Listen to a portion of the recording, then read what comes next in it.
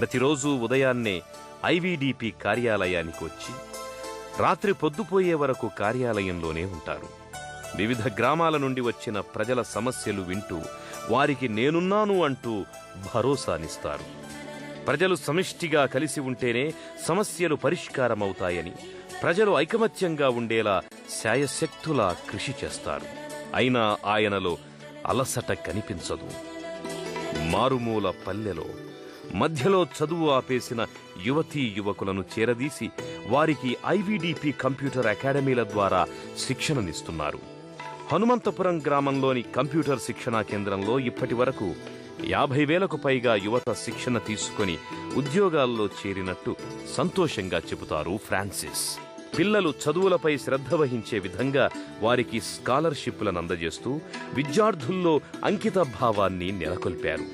అంతేకాదు, గురువులకు సైతం స్కాలర్షిప్లనిస్తూ చక్కటి ఉపకార వేతనాలు అందజేస్తూ పల్లెల్లో నాణ్యమైన విద్యా ప్రమాణాలు కలిగిన పాఠశాలలకు ఊతమందిస్తున్నారు.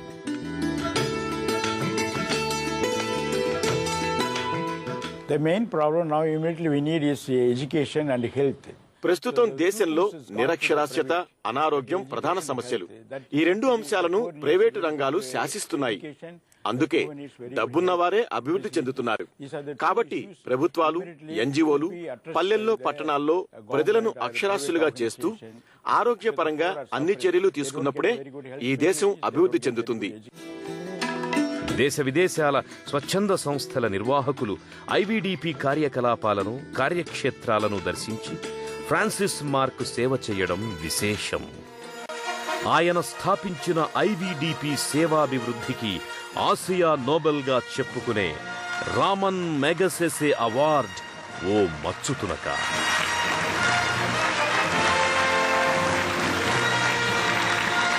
ఆ సందర్భంలో ఐవీడీపీ 3 జిల్లాల్లో పండుగలు చేసుకున్నారు. కులందై ఫ్రాన్సిస్ ది 35 సంవత్సరాల అలసటలేని సమాజ సేవ.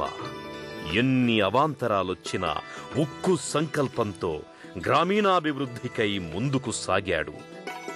I will work till my death. నా ప్రాణం ఉన్నంత వరకు పేద ప్రజల అభివృద్ధికి తోడ్పడాలన్నదే నా జీవితాశయం. దేవుడు నా ఒంట్లో శక్తినిచ్చినంత వరకు బడుగు బలహీన వర్గాల అభివృద్ధికి కృషి చేస్తూనే ఉంటాను.